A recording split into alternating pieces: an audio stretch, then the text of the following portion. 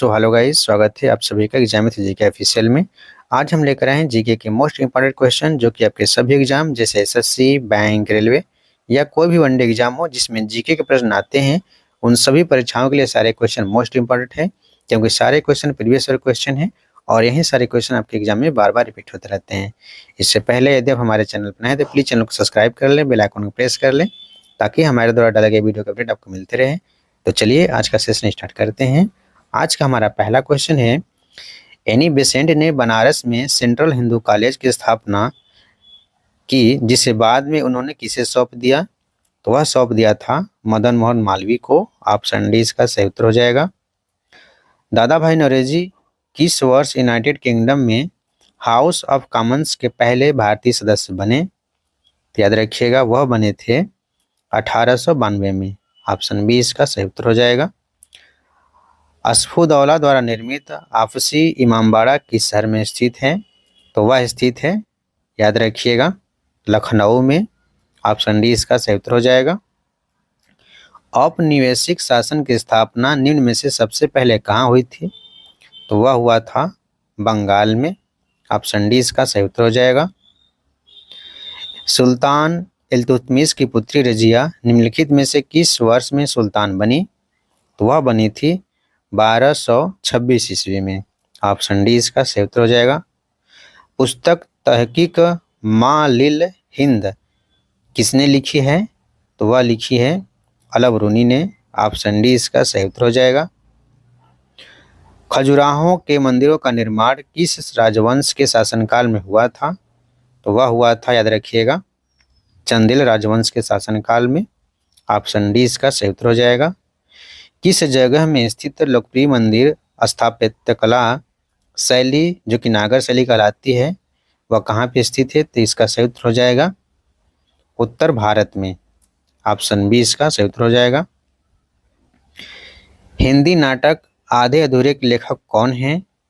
तो वह हैं मोहन राकेश। ऑप्शन सी इसका सही उत्तर हो जाएगा। राजा रवि वर्मा किस क्षेत्र में प्रसिद्ध थे? तो वह थे चित्रकारी में। ऑप्शन सी इसका सही उत्तर हो जाएगा। निम्नलिखित में से किसने 1947 में भारत की स्वतंत्रता के अवसर पर लाल किले पर शहनाई वादन किया था? इसका सही उत्तर हो जाएगा बिस्मिल्लाह खान ने। ऑप्शन सी इसका सही उत्तर हो जाएगा। गोटीपुआ किस राज्य का एक पारंपरिक नृत्य स्वरूप है? तो वह है आपका उड़ीसा का। ऑप्शन डी इसका सही उत्तर हो जाएगा। हुसरी या हुसरी प्रदर्शन निम्नलिखित में से किस राज्य से संबंधित है? तो वह संबंधित है, याद रखिएगा, असम से। ऑप्शन डी इसका सही उत्तर हो जाएगा। अर्थव्यवस्था के आकार के लिए सर्वाधिक प्रयुक्त माप कौन सा है? इसका सही उत्तर हो जाएगा सकल घरेलू उत्पाद, जिसे हम जीडीपी कहते हैं। ऑप्शन डी इसका सही उत्तर हो जाएगा। स्वतंत्रता की पूर्व संध्या पर भारतीय अर्थव्यवस्था कैसी थी? तो वह थी अल्प विकसित और रुद्ध थी। ऑप्शन ए इसका सही उत्तर हो जाएगा। जवाहरलाल नेहरू बंदरगाह निम्नलिखित में से किस शहर में स्थित है? तो वह स्थित है नवी मुंबई में। ऑप्शन डी इसका सही उत्तर हो जाएगा। निम्नलिखित में से किस देश में सिंहली एक प्रमुख भाषा है? याद रखिएगा वह देश है आपका श्रीलंका। ऑप्शन सी इसका सही उत्तर हो जाएगा।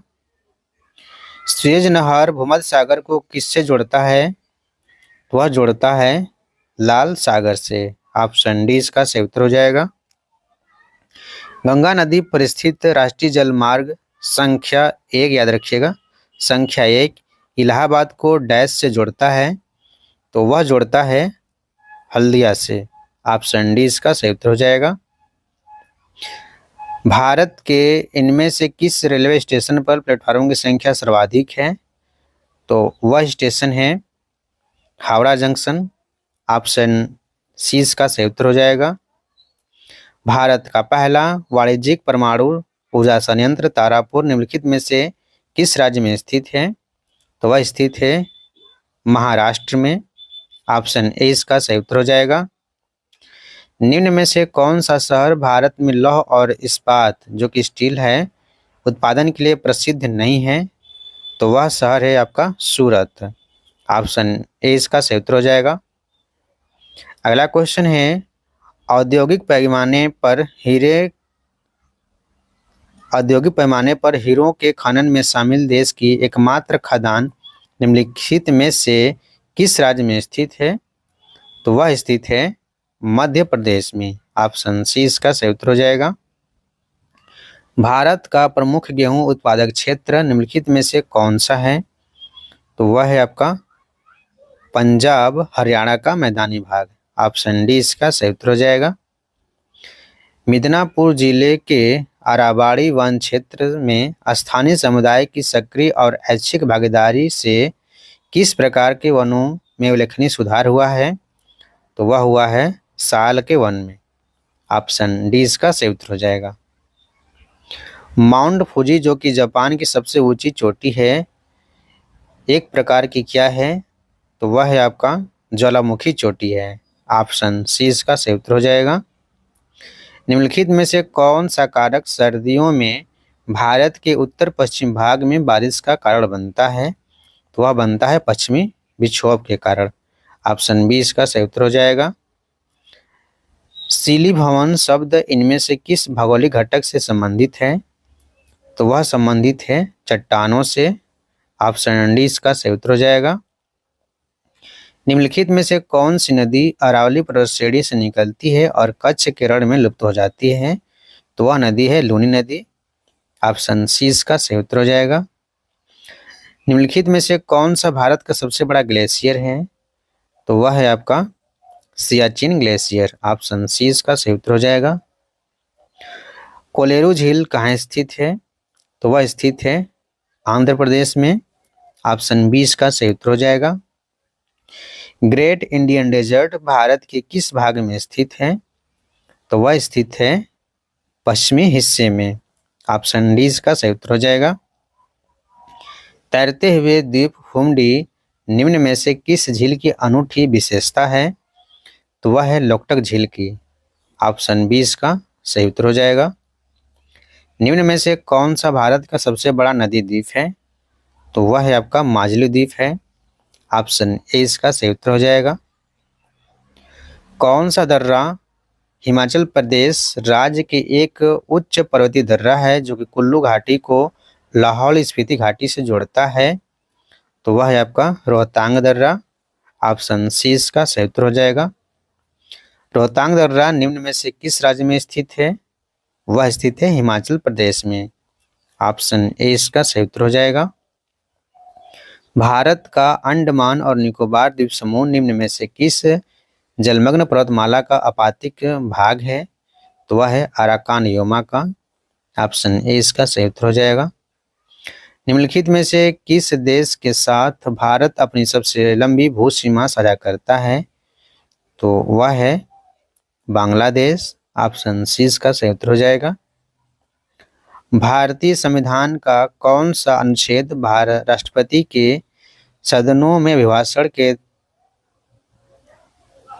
डैश और उन्हें संदेश भेजने का अधिकार से संबंधित है? तो इसका सही उत्तर हो जाएगा ऑप्शन बी, अनुच्छेद 86 से संबंधित है। ठीक है, भारतीय संविधान का कौन सा अनुच्छेद राष्ट्रपति के सदनों में अभिभाषण और उन्हें संदेश भेजने के अधिकार से संबंधित है? तो वह है अनुच्छेद 86। ऑप्शन बी इसका सही उत्तर हो जाएगा। भारतीय संविधान का भाग 4A किससे संबंधित है? तो वह है आपका मौलिक कर्तव्य से। ऑप्शन ए इसका सही उत्तर हो जाएगा। भारतीय संविधान में कार्य की न्यायसंगत एवं मनोचित दशाएं तथा प्रसूति सहायता सुनिश्चित करने के उपबंध को किस रूप में शामिल किया गया है? तो वह है आपका राज्य के नीति निर्देशक तत्व के रूप में। ऑप्शन बी इसका सही उत्तर हो जाएगा। भारतीय संविधान का कौन सा अनुच्छेद अस्पृश्यता के उन्मूलन से संबंधित है? तो वह है आपका, याद रखिएगा, अनुच्छेद 17 है। ऑप्शन बी इसका सही उत्तर हो जाएगा। कोई भी व्यक्ति जो सामान्यतः भारत में कितने साल से रह रहा हो, प्रकटीकरण द्वारा भारतीय नागरिकता प्राप्त कर सकता है? तो इसका राइट आंसर हो जाएगा ऑप्शन डी। यदि वह 12 साल से भारत में रह रहा हो तो प्राधिकरण द्वारा भारतीय नागरिकता प्राप्त कर सकता है। अगला क्वेश्चन है, संघ सूची, राज्य सूची और समवर्ती सूची भारतीय संविधान की किस अनुसूची में शामिल है? तो वह अनुसूची है 7वीं अनुसूची। ऑप्शन बी इसका सही उत्तर हो जाएगा। तेलंगाना राज्य निम्नलिखित में से किस राज्य से अलग होकर बना है? तेलंगाना राज्य निम्नलिखित में से किस राज्य से अलग होकर बना है? तो वह बना है आंध्र प्रदेश से अलग होकर। ऑप्शन सी इसका सही उत्तर हो जाएगा। भारतीय संविधान के राज्य के नीति निर्देशक सिद्धांतों को किस देश के संविधान से लिया गया है? तो वह लिया गया है आयरलैंड के संविधान से। ऑप्शन बी इसका सही उत्तर हो जाएगा। डैश में केंद्रीय विभाग सभा का प्रथम निर्वाचित अध्यक्ष निम्नलिखित में से कौन था? इसका राइट आंसर हो जाएगा मोतीलाल नेहरू। विट्ठल भाई पटेल। ऑप्शन बी इसका सही उत्तर हो जाएगा। डैश में केंद्रीय विधानसभा का प्रथम निर्वाचित सदस्य निम्नलिखित में से कौन था? तो वह था विट्ठल भाई पटेल। ऑप्शन बी इसका सही उत्तर हो जाएगा। अंग्रेजों ने औपचारिक रूप से किस वर्ष में अवध राज्य पर कब्जा कर लिया था? तो वह कब्जा किया था 1856 में। ऑप्शन ए इसका सही उत्तर हो जाएगा। इनमें से कौन सा पाषाण युग के 3 प्रमुख कालों के अंतर्गत नहीं आता है? इसका राइट आंसर हो जाएगा ऑप्शन सी ताम्र पाषाण। सिंधु घाटी सभ्यता के समय में शिल्प निर्माण के लिए शिप कहाँ से प्राप्त किए जाते थे? तो वह प्राप्त किए जाते थे नागेश्वर से। ऑप्शन सी इसका सही उत्तर हो जाएगा। ऋग्वेद में 1028 सूक्त हैं जिन्हें 10 पुस्तकों में वर्गीकृत किया गया है। उसे किस नाम से जाना जाता है? उसे जाना जाता है मंडल के नाम से। ऑप्शन ए इसका सही उत्तर हो जाएगा। निम्नलिखित विकल्प में से गलत जोड़ी का चयन करना है। तो गलत जोड़ी है, याद रखिएगा, बिंबिसार। ठीक है, ऑप्शन बी इसका सही उत्तर हो जाएगा। 19वीं शताब्दी में निर्मित अजमेर का सोनी जी की नसिया मंदिर किसको समर्पित है? तो वह समर्पित है भगवान ऋषभ देव को। ऑप्शन ए इसका सही उत्तर हो जाएगा। बुद्ध ने अपना प्रथम उपदेश सारनाथ में अपने 5 शिष्यों को दिया था, उसे क्या कहा जाता है? उसे कहा जाता है धर्मचक्र प्रवर्तन। ऑप्शन ए इसका सही उत्तर हो जाएगा। पाटलिपुत्र में स्थानांतरित होने से पहले निम्न में से कौन सा कई वर्षों तक मगध की राजधानी थी? तो वह थी राजगृह। ऑप्शन सी इसका सही उत्तर हो जाएगा। किस मूल भारतीय राजवंश ने अपने शासकों के चित्र वाले सिक्के जारी किए थे? तो वह किए थे सातवाहन वंश ने। ऑप्शन सी इसका सही उत्तर हो जाएगा। संगम साहित्य की रचना किस शास्त्रीय भाषा में हुई थी? तो वह हुई थी तमिल भाषा में। ऑप्शन डी इसका सही उत्तर हो जाएगा। अगला क्वेश्चन है, खजुराहो के मंदिरों का निर्माण किस राजवंश के शासनकाल में हुआ था? इसका आंसर आपको कमेंट बॉक्स में देना है। तो आज के लिए इतना ही। यदि आपको वीडियो पसंद आया तो प्लीज़ चैनल को सब्सक्राइब कर लें, बेल आइकन प्रेस कर लें ताकि हमारे द्वारा डाले गए वीडियो के अपडेट आपको मिलते रहें। तो आज के लिए धन्यवाद।